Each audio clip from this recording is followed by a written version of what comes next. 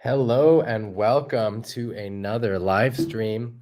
I'm broadcasting from Gran Canaria.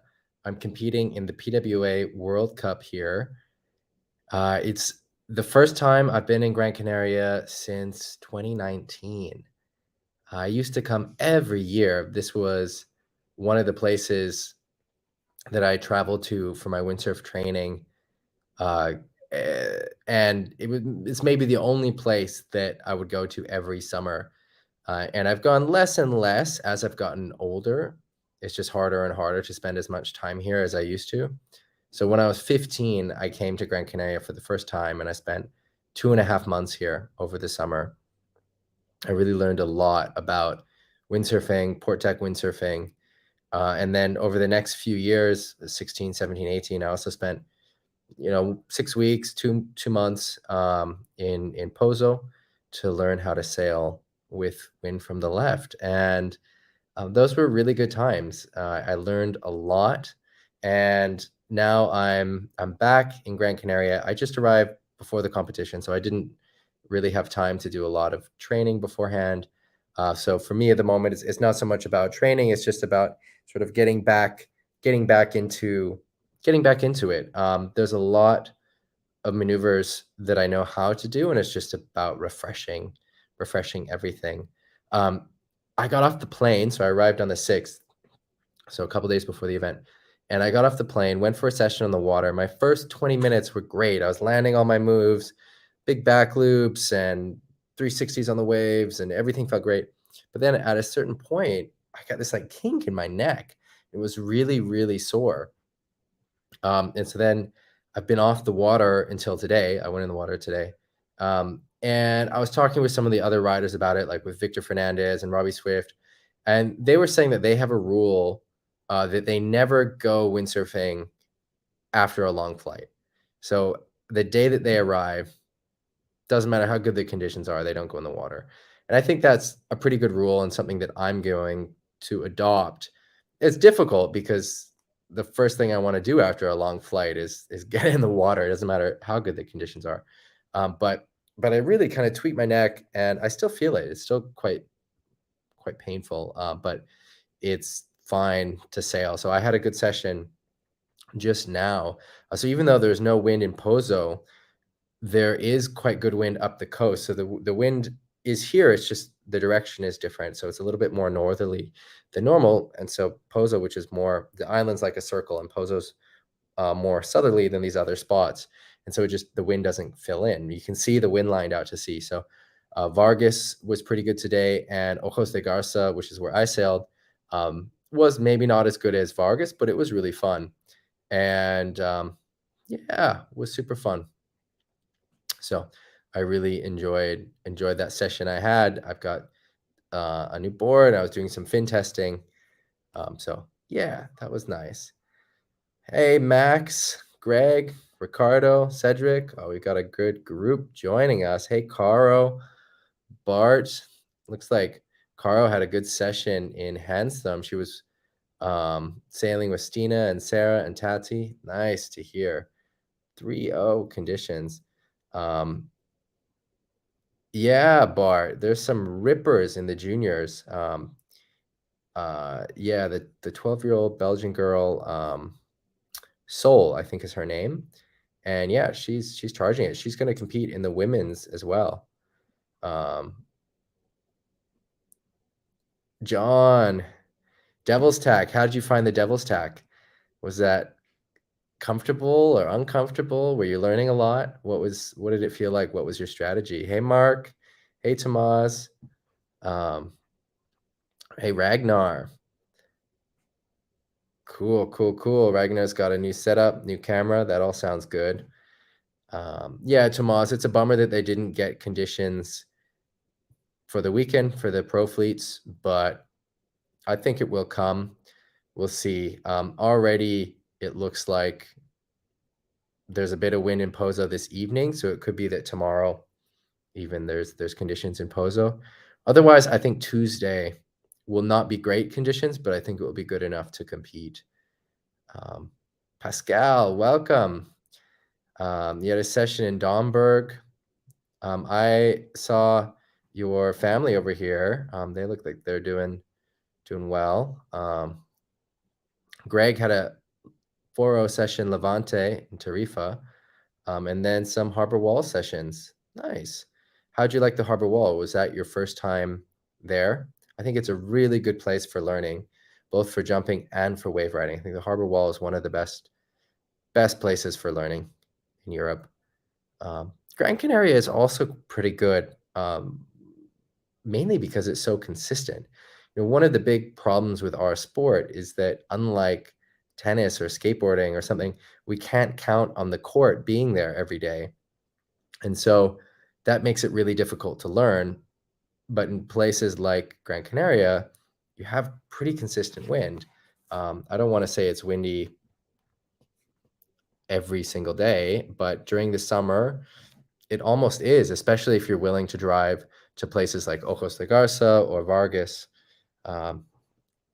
So you get a lot of time on the water. You can learn very quickly. So I recommend, if you want to have a quick bout of learning, going somewhere like Gran Canaria, where there's a lot of wind. Jeff, good to hear. I see your pictures from Maui. Looks like you had a great time. Alex is, I don't think he's judging in Pozo. Alex is, I don't know. Alex, are you on the stream? What are you up to? I'd love to hear what you're up to. I miss you. Alex is like a brother to me. Alex took me to Pozo my very first time, my very first year in Gran Canaria. I was 15 and Alex was my chaperone. And he was just like 18 or 19 at the time, which seemed really old, but of course is not. And yeah, we had a lot of fun and I learned a lot with him. That was a good time. Yeah, Ricardo, definitely Pozo has a bad rep for waves, but it makes world champions. But one of the reasons it makes world champions is because often it's the only World Cup. So it's the most consistent World Cup, not just in terms of conditions, but also in terms of running. There are a lot of years where Pozo is the only event. If you look at the world titles from McKercher, from Pritchard, I think, from Angulo, his first one. He had some result as well in Silt, but Pozo and Silt really make the world ranking because those are the events that happen every year. And some years, those are the only spots. Nice, Alex. That's so cool. For those of you who don't know, Alex is a pilot, a commercial pilot. And so that's sweet. It's his career after windsurfing. And I think he did it really well. He had a great windsurfing career. He was innovative and charging in windsurfing. And while he still is innovative, he didn't push his career too long, which is really easy to do in a lot of pro sports. He pursued getting his commercial pilot's license and now is flying. I hope there's a lot of demand. From what I hear, all the airlines are short on staff. So that should hopefully work in your favor. Yeah, cool. Lucas, 4247 sounds good. 2 to 3 days sailing next week. Crossing my fingers for you as well. All right, let's get into the coaching. Let's get into the Facebook group. Yeah, I'll open the link. All right. Let me share. Oh no, this has happened again. This is like the third time this has happened where StreamYard loses permission. So I've got to just restart. But I'm going to keep talking. I'm going to just kind of talk through this.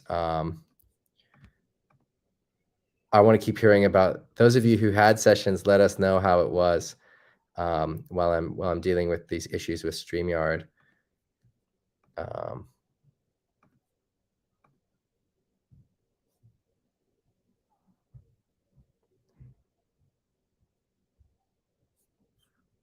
All right. Figuring this out. So John said he was focusing on jibes, 20 to 29 knots, first session with the new 4.7. Nice. Alex is saying that his last session was at Punta Preta, which he killed it. Alex was yeah, I mean, I've never seen you, Alex, on the water and not have a good session. All right, so let's see if we can figure this out.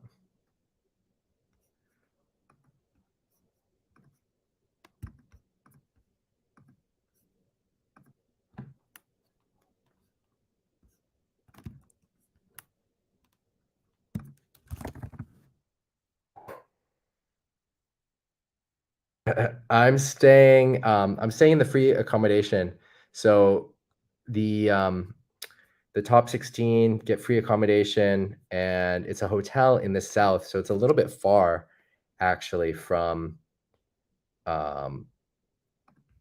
it's a little bit far from the spot. It's a little bit too far actually, but it's also nice to get away. And so I'm staying here in the free accommodation, and then I have an option in Pozo with a friend if I need to stay there, like if there's an early start or something, so I can stay in Pozo and have a place to hang out if I need to. But otherwise, I've been staying at the hotel from the free accommodation. The organization for the accommodation or for the whole event changed. Um, and it used to be run by the twins. This year, it's being run by Bjorn. Is that Alex saying it's the first time there's free accommodation? I don't think it's the first time. I think often it's been available, but it's just always in the south, like way in the south, and then no one takes it. But I'm not sure. There were definitely years where it was available for the top 16. All right, I'm gonna log out and back in. You guys will just see my screen go black. I just have to restart. Opera, it's a problem with StreamYards. If anyone works for StreamYards, tell them to fix this bug. We've had this bug a few times now. So I'm just gonna quit and restart.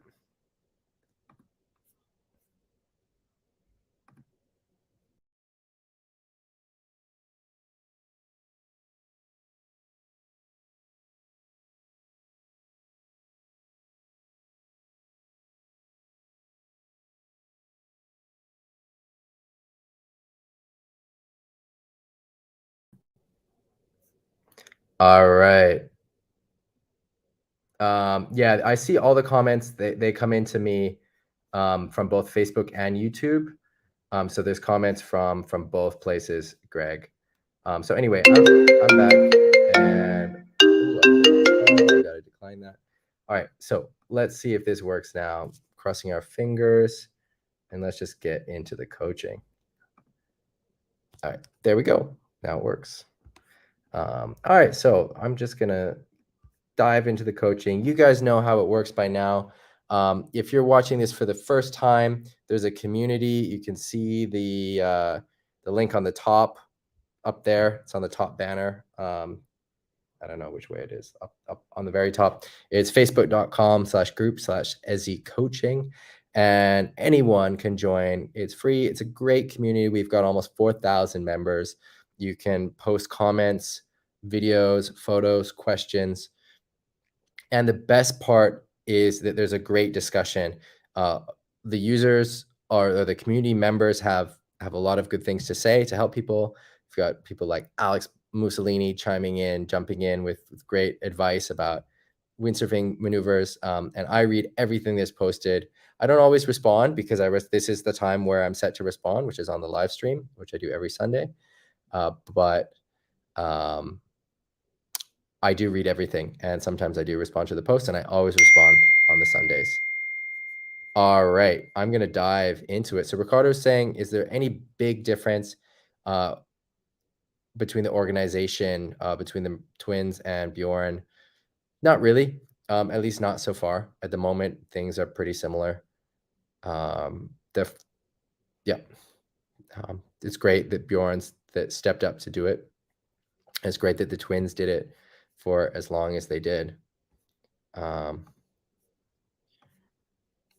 So I'm pretty grateful for that. All right, so let's see if this is the right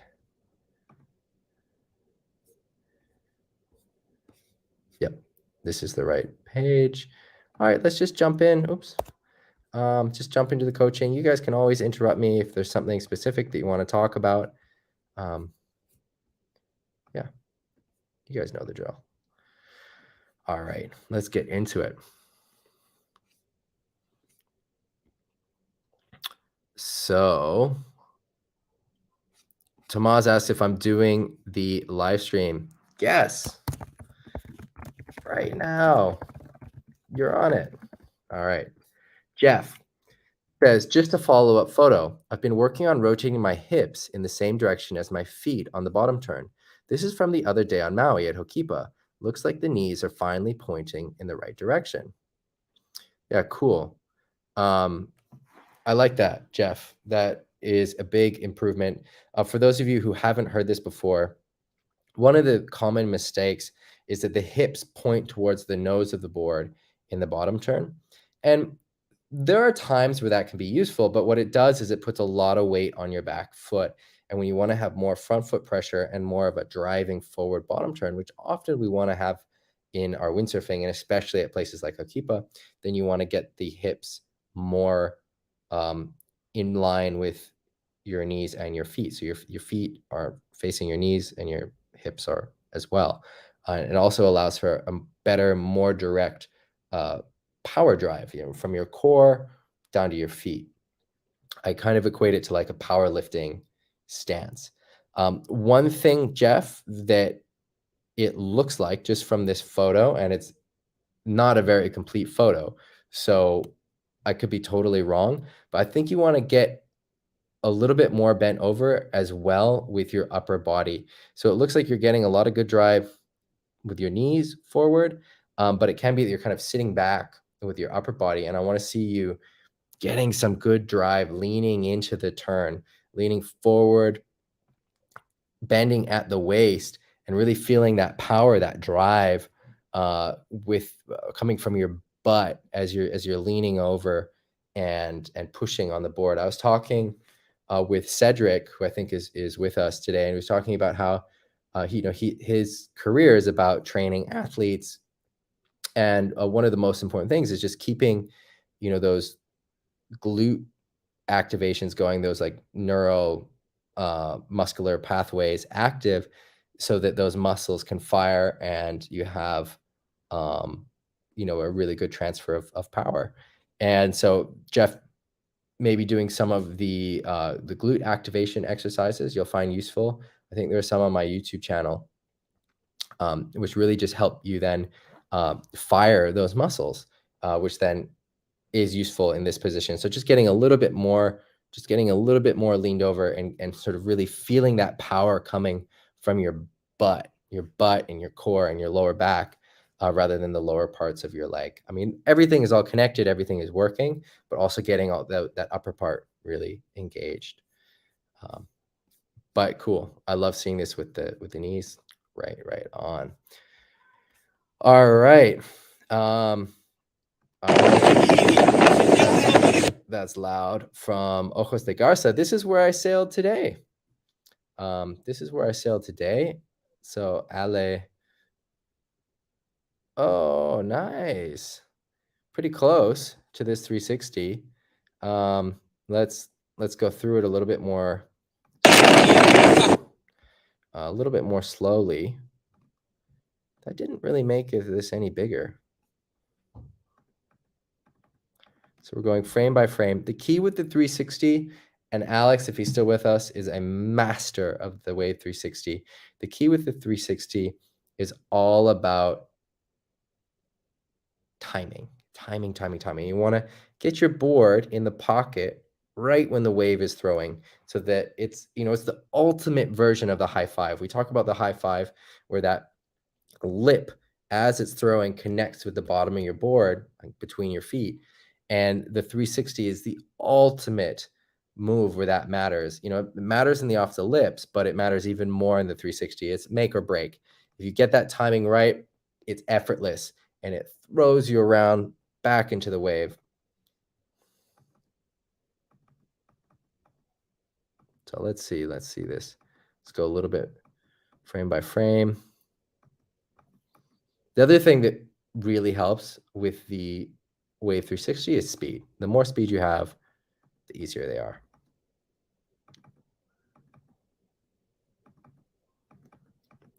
So I think the section's not throwing very much. It's a little bit of a crumbly section, which makes it really difficult, Ale. But you're doing a lot right. One thing that you can do, I'd say, is keep the sail a little bit longer open.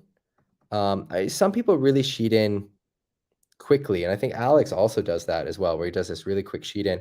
But what you don't want is this leaning back. And so if you're going to sheet in, then you have to be really leaning forward, really leaning into that circle. If you draw a circle, if you continue the bottom turn and draw a circle, then you have to be really leaning into that circle. If you're going to be, I mean, anyway, you want to be doing that, but especially if you're sheeting in early. But one way to combat that is to sheet out just a little bit longer, and that helps get your body a little bit more upright. And then just really focusing on finding those sections that throw. Because like with that same technique, Ale, if you have a section that is throwing more, that's less crumbly, like that section kind of comes down onto the face of the wave rather than down onto the flats, you'll make it. So very, very close. All right, next up, this is from Hans practicing the fast tack. All right, so this is his bad side of the fast tack. The fast tack is a very important move. I heard on the live stream today, Ben Prophet was doing the commentary for the World Cup, and he was saying that you can tell how good a wave sailor is by their tack. And I think there's some truth to that. It's not totally true, or not all the time true, but it's mostly true. And so working on your tacks is very important for improving your wave sailing skill. It helps you stay upwind, helps you turn around quickly, helps you get the waves that you want to get. And this is a nice tack. Looks like this is your bad side. That's great work. Looking with the head, foot in front, hand on the mast, coming around the front, pushing the sail forward. Yeah, I mean, you're doing great. I mean, I've got my technique for how to tack, and we're doing that in the fast tack masterclass. And this hits a lot of notes, and one of the things with all the technique that I talk about, especially when it's broken down and you have different key points, is that you don't have to hit every single one. So as long as you're hitting 3 out of 5 of the key technical points, you'll make the move and you'll make it pretty well. And if you hit them all, then it's really perfect. But I can see, Hans, that you're really getting a lot of the moves. One thing I'd like to see is that you look upwind even at this point of the tack rather than looking at your hands. You do get the head over the shoulder, which is super important, but looking sooner, I think, will help give you more stability. The other thing, which you do, but you can think about standing even more upright as you pirouette around the mast and really thinking of it like a dancing move, a pirouette, rather than stomping around. It's this sort of light on your feet pirouette as you go around the mast. You can also sort of leave the sail back a little bit longer. I think you're bringing it forward just a touch too soon. But overall, this is a really good tack. So I don't want to be too critical of it because this is a great tack. So there's a couple little things if you want to get it even cleaner, but it looks super solid. What I would love to see, because there's not many comments on this, I'd love to see comments from people who have taken the fast tack masterclass and giving advice that they think would be useful after going through the course.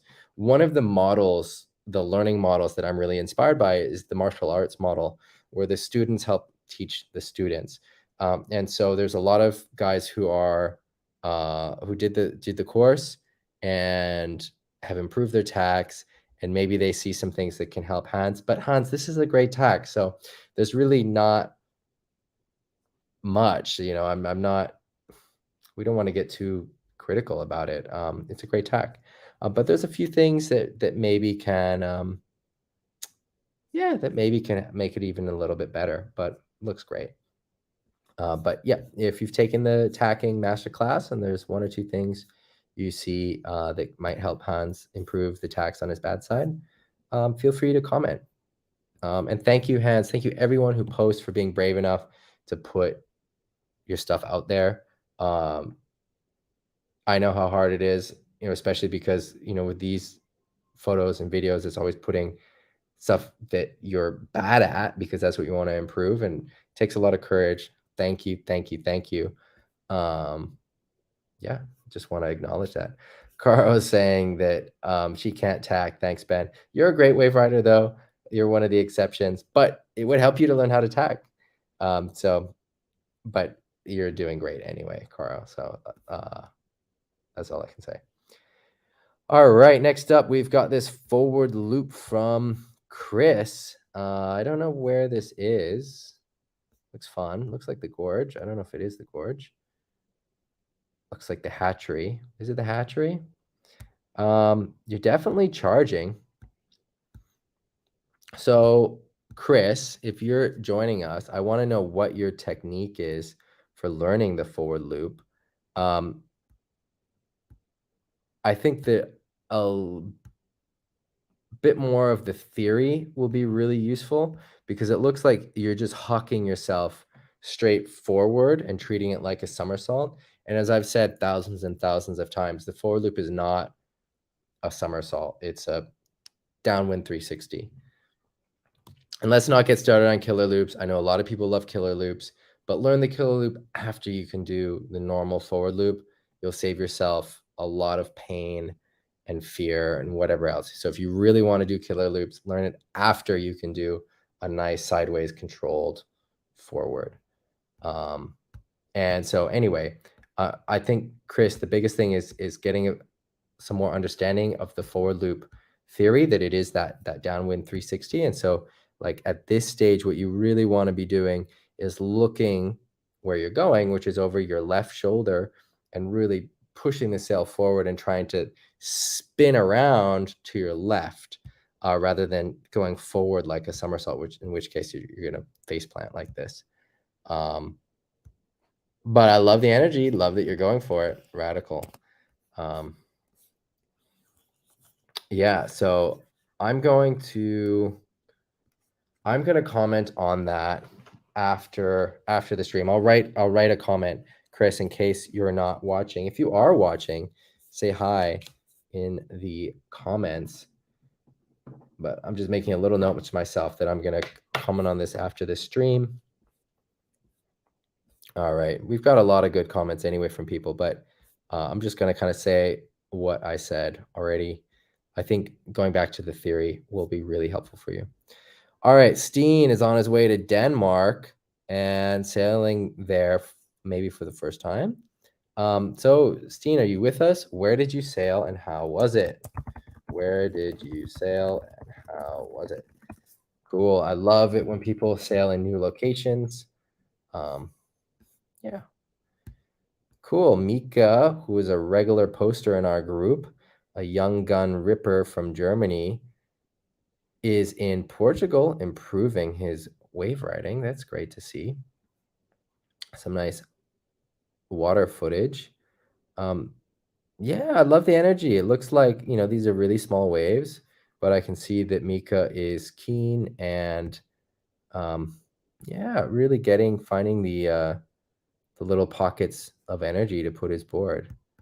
I think that's the end.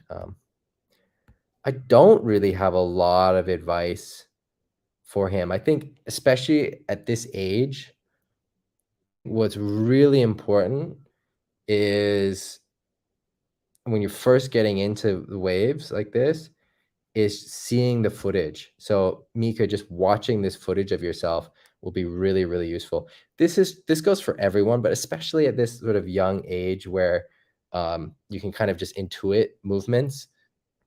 It gets harder to learn as you get older.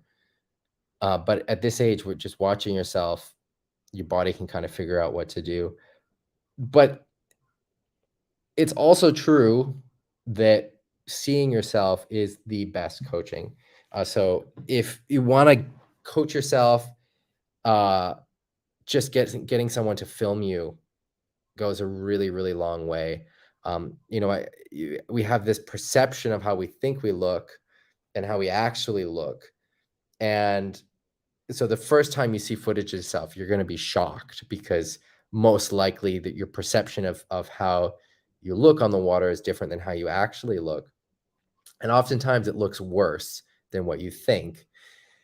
And that can be discouraging, but what you have to remember is that the more you get your perception to match with the reality, then you can make changes. Because if you think you're doing something different than you actually are, it's really difficult to change what you're doing. But if you know what you're doing, if you have a clear idea, if your perception matches the reality of what your body's doing, then you can say, okay, you see the footage, okay, I just need to move my hand back, and you can just do it. Or I just need to sheet in more. I just need to look the other way, or whatever it is. But if the perception of what you're doing doesn't match with the reality, it's really difficult, because you think, well, I am sheeting in, but you're not. Or I do have a wide grip, but you don't. And so just trying to get that perception to match the reality is really, really important. Yeah, so seeing yourself, hugely, hugely beneficial, however your age.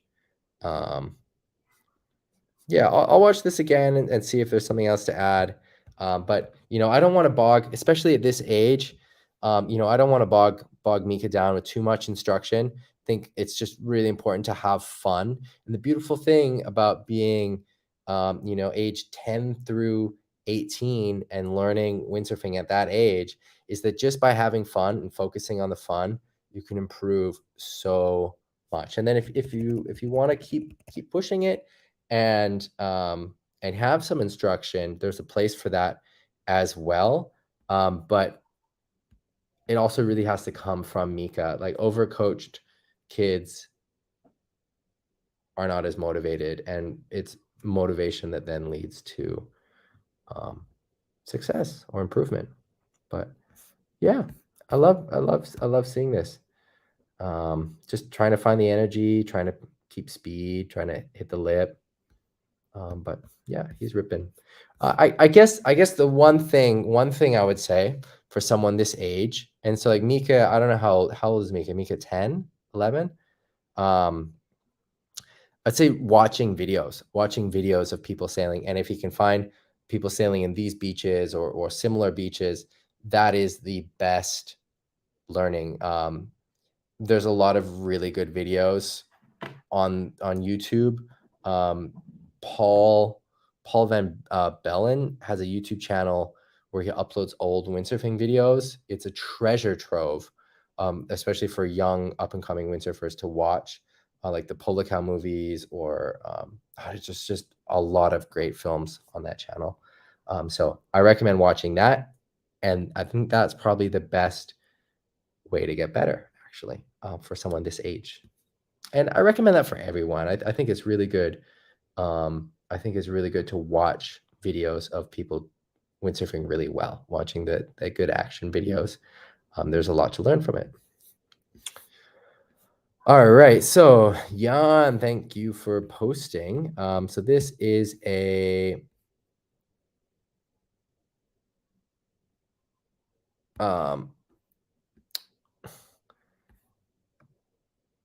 so this is about fast tacks. Jan has a good analysis. One from Philip Koster and one from Shamil Agiv. So Shamil teaches to hang on the boom and twist while lifting the legs. What do you think of these techniques? Okay, interesting. Yeah, I'll post a link to the. Let me see if I can find it.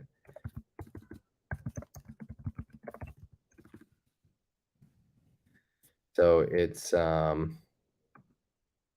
here's the channel, and he's got a lot of old videos. Paul's a good windsurfer himself, and so like you can see here. Let me see if there's playlists or something. He does his own videos as well.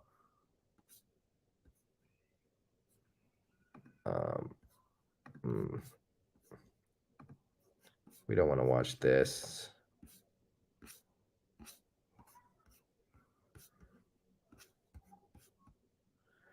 Um,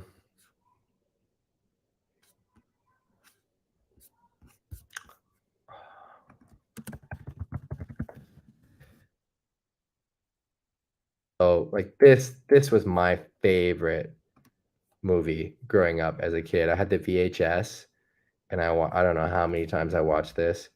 This is this is the masterclass on wave riding still, and this video is over 20 years old. But Polikow was so ahead of his time. So I would watch this. I don't know if there's a playlist, but where you can find other videos, because Paul has uploaded a lot of these old VHSs onto YouTube. And yeah, so this one is probably my favorite, but there are others that are really good. But About Time brings back a lot of good memories for me. I've watched it a lot of times. So I'm not really familiar with these techniques. So let me open these up and we can have a little discussion about it. So here's a video of Philip tacking. And so he does the little jump, kind of like I talk about. Yeah, you can see, so like this footwork is exactly what I talk about. So if you're looking at better sailors, one thing you have to be careful with is they can do different things with the sail, because it doesn't really matter so much because they have the ability. So it can be dangerous really looking at, what they're doing with the sail. But this is, I think, pretty standard technique. The difference is I teach grabbing the mast before going into the tack, but this also works. But really, this like dancey little jump here is exactly what I think is so key to a really good fast tack, where that foot is lifting as the next foot is coming, and it's heel to heel. So you hear some people talk about going heel to toe or something, but the movement is heel to heel. And so I did a fast tack masterclass online. I'll do it again as well. I'm not sure when, but we will do it again. And so if you're really interested in some deep study of the fast hack, sign up for that course the next time I do it. But I really like this technique with the feet going heel to heel, unweighting. You can see that he stands more upright. You get this sort of ballerina pirouette, weightless jump, heel to heel, where this foot is off as this one's coming in to land, and then pushing that sail forward, making space for his body, getting back winded. Yeah, it's a great technique. All right, so let's close that and let's check out the other technique. Hey, Matt, hello from Italy. You've had some light wind sailing in Tuscany.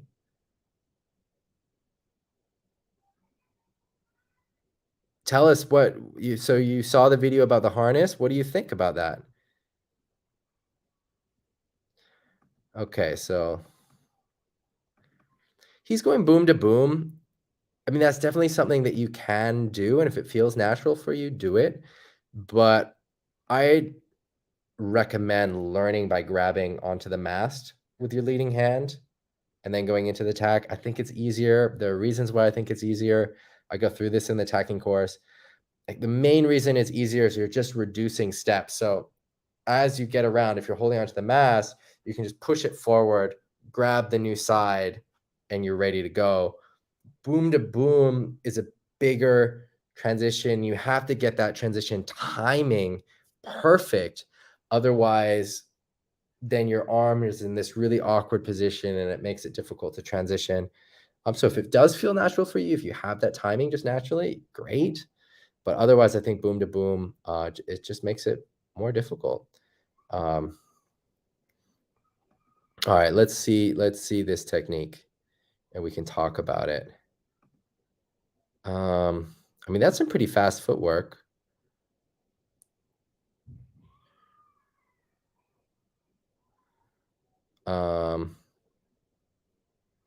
I don't like so much weight as he has here. What I do like is that he's really close to the mast base, but I like thinking of it sort of as like a a dancing step up. So you go with the sort of a straight front leg and sort of bent back leg, and you kind of come down, and then you're standing up and you're quite upright as you're transitioning in the pirouette, so that there's not a lot of weight on the board. But this is, I mean, he's got really fast footwork. I mean, it's so fast I can barely freeze frame it. And so if you can do that, like, I think this is one of the things that's risky, which there's nothing against this, like, great. And if this helps you learn, great. But if you have footwork that's this fast, there's not much else that matters.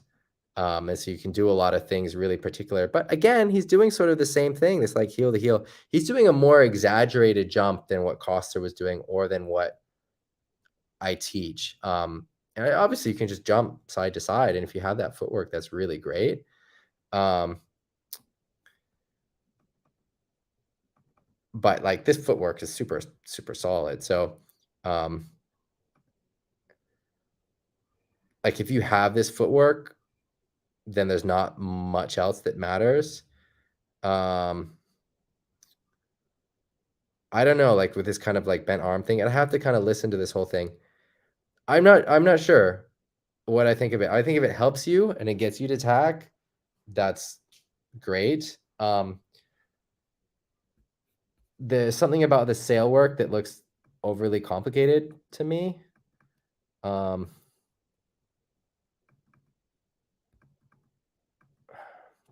But if it helps you, that's really all that matters. And one of the key things that we can see here is, if you get that footwork down, and so one of the things I recommend is marking with tape spots in your kitchen, so that you can like practice the footwork, or wherever in your house. It doesn't have to be your kitchen. Just to get it second nature. And his footwork is super solid, and that is like one of the biggest keys to the tack. Yeah, I don't like this whole like weird crouchy down thing. I don't really know what's going on there. He's not really doing that on the water. Like, he's much more upright on the water, right? So he carves into the wind, looking up into the wind, gets that front foot hugging the mast base. Think of it like the claw. And then on the transition, he's upright like a ballerina, and he's actually doing a bit more of a heel to heel turn than he is when he's on flat ground. Grabs the sail, pushes it forward. So I don't know.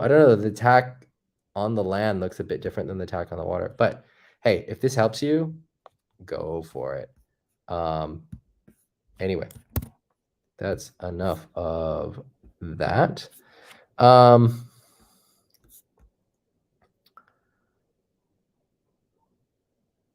right, so let's keep going. So Facebook user is saying that he loves loose harnesses all the time. Love it. Went back to older, softer model. Matt is saying, do you think a loose harness is a good solution for free ride? The harness always gets too high and stuck in the low chest, which should be the ideal harness height. Yeah, so for free riding, I like to have the harness lower for sure, as well.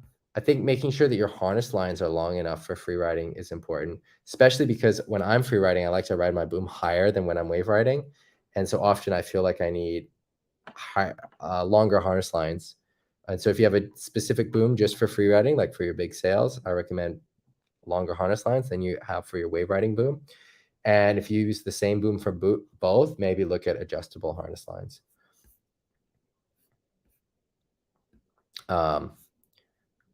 All right, so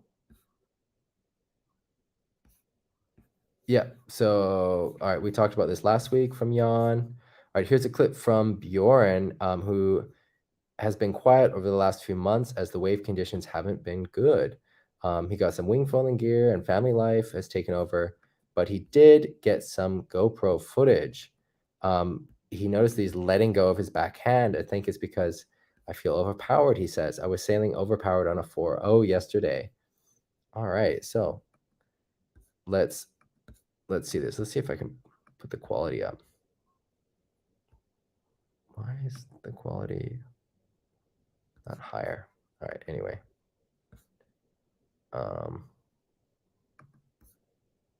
Let's watch it from the beginning. So, okay, so you're going for a forward loop. I mean, it looks pretty good. Okay, you're letting go at that point. So one thing I would say is you want to go for a wider grip.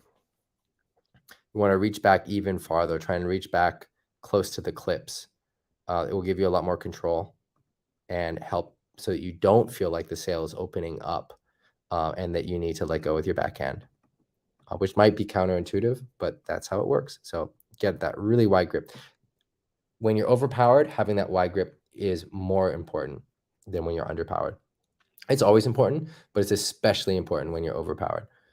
So wide grip. You know, you can put your hand even farther back than we can see.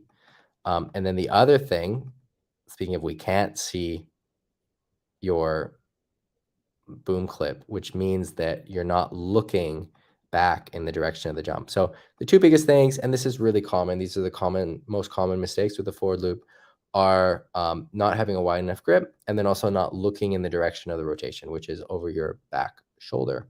So really think of it like that 360, and so you're looking where you're going to go, and that will give you the confidence not to let go because you know where the landing is, and having the wide grip gives you the control over the sail even when it's overpowered. Oh, cool. And you posted the same thing winging. Wow. You look really good at the winging. I am not a good enough winger to give any advice. So I don't have any advice for the winging clip. But yeah, something that Pierre says, and I like this a lot, is not just about moving your backhand back, but also moving your front hand back. You can move that front hand almost to the harness lines or even at the harness lines. So yeah, that's a great comment from Pierre. Jan is impressed with the wave riding. Nice. So try those two things, Bjorn, and I think you'll find that they make a big difference. All right, here's another post from Chris. All right, so Jeff said he posted something in the comments from Jan's post. Oh, cool.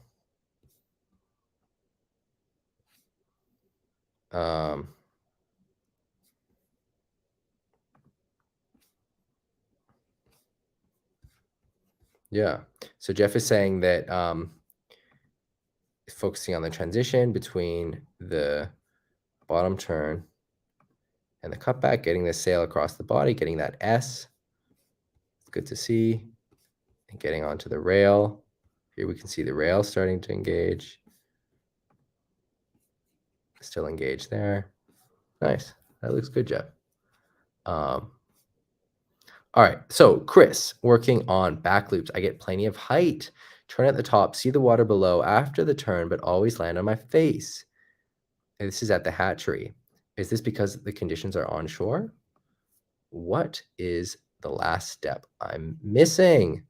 Welcome to the group, Chris. It's great to have you here. So let's look at this sequence. So he's taking off. Looks like pretty upwind. So the first thing I notice is the sail is sort of ballooning up in front of him rather than his body staying tight with the sail. He's also going pretty vertical. So you want to think of the back loop not as like a back flip or going back, but actually just sailing up and then just coming down sideways and landing. So coming down to the left and landing in this case, rather than coming over your head. So this is much more like a push loop rotation. So actually this rotation is very different than a back loop. You're going into a push loop and getting really close. And I kind of want to say, Chris, just start going for push loops because you're so close to getting the push loop, rather than sort of erasing all of this from your mind and then trying to learn back loops, which are pretty different than this in terms of the technique. I would say just sort of work on work on push loops. So what does that mean? So I think one of the best things for working on push loops is learning how to do backflips on a trampoline, back somersaults. It's not necessary, but it does really help because it teaches you that body awareness, how to use your body, how to, generate that momentum and what it feels like to commit to the flip. The one thing that I want to see you try, if you're up for it, Chris, if you want to learn back loops, we can also talk about back loops. But back loops are a very different kind of rotation. So we can talk about that, but it's going to feel really different than what you're doing. And what you're doing is really, really close to a push loop. So if you're okay with it, I would say that we push for push loops because you're so close to making them. And so basically it's doing a lot like what you're doing, but then really using the power of your body to pull the sail under you.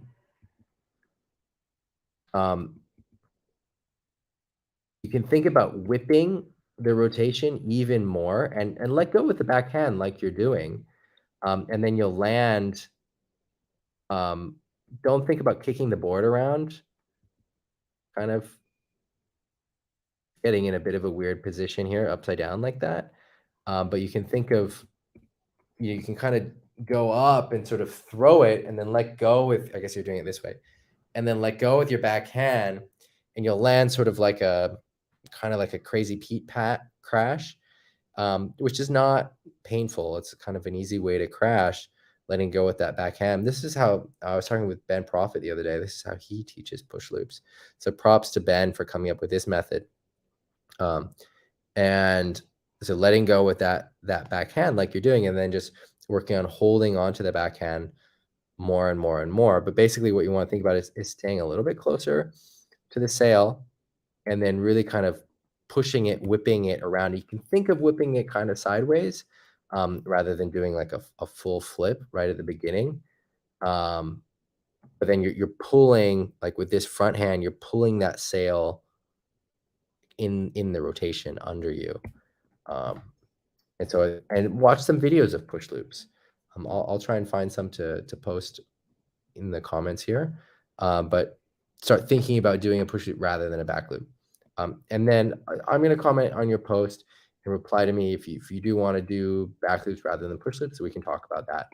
But it's a pretty different rotation. So back loop, just to reiterate, you really just sail up and then you sail down. So it's not a flip. It's not, you're not going upside down. You can adding like style to it, but especially for learning, it's really just about going up and then just sailing down nose first, steering with the sail and coming down to land. It's really not a flip. It's not about going upside down. Very, very different dynamic to the move. All right, so let's, we just lost our place, but we'll find it again. Don't worry about that. Here we are. We're already back to where we started.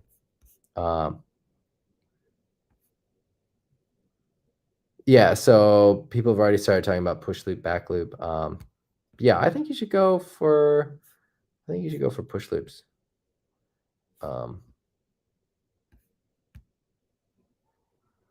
Oh, that's the same sequence. Yep. Boom, going for it.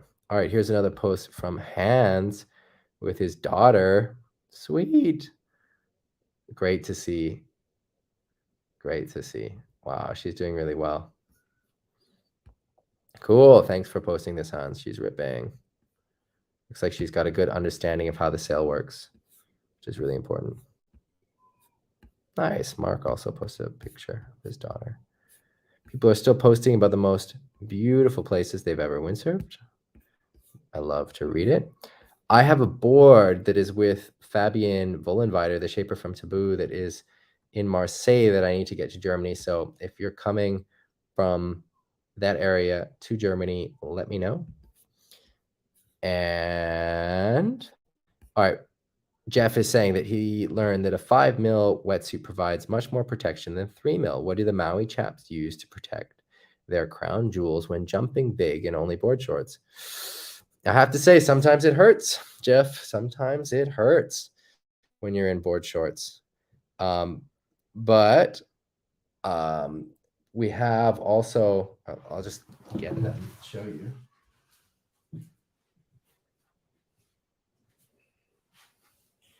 So a lot of guys like Brazinho and Swifty and myself, we've got these like underwear things that are made by Ion with some significant padding in the to cover the sensitive regions, and that helps a lot. Or wearing a shorty. So a lot of guys, Brazinho, Robbie, again, like to jump in a shorty wetsuit. On Maui, I don't really like sailing in a shorty. I get too hot. And often I don't sail with anything underneath the board shorts, and sometimes it really hurts. So it's better to sail with something like the ball slappers. All right. I think that we are caught up. One thing that I want to do is do more beginner posts. We had some good suggestions. Tomas sent me a suggestion. I'm going to set that up, but I haven't set it up yet, but I will do. All right, we are caught up, which means that I'm going to call it a day, call it a night. I'm going to get some food and get to bed, get well rested in case we compete tomorrow. Wish me luck if we're sailing. Thank you, everyone, for submitting questions, comments, photos, videos, all of the above, and for commenting. One of the best things about this community is that you guys are so happy to share your tips and your progress and what has helped you and what you think can help someone else. You guys are so special.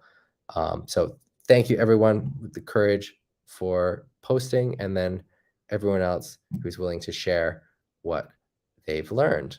Makes the community super special. The community, if you're not a member, is up there. And I'm going to find some more ways to bring this off of Facebook over the next few weeks. I know that some people are not on Facebook. So the Facebook thing will continue. There's no plans to change it, but I just want to give some access to what's going on there to people who are not on Facebook. That will come in the next few weeks. Anyway, thank you everyone for showing up. Take care. Have a good windy week. I hope you get on the water, and I hope to see you next week, Sunday. Take care.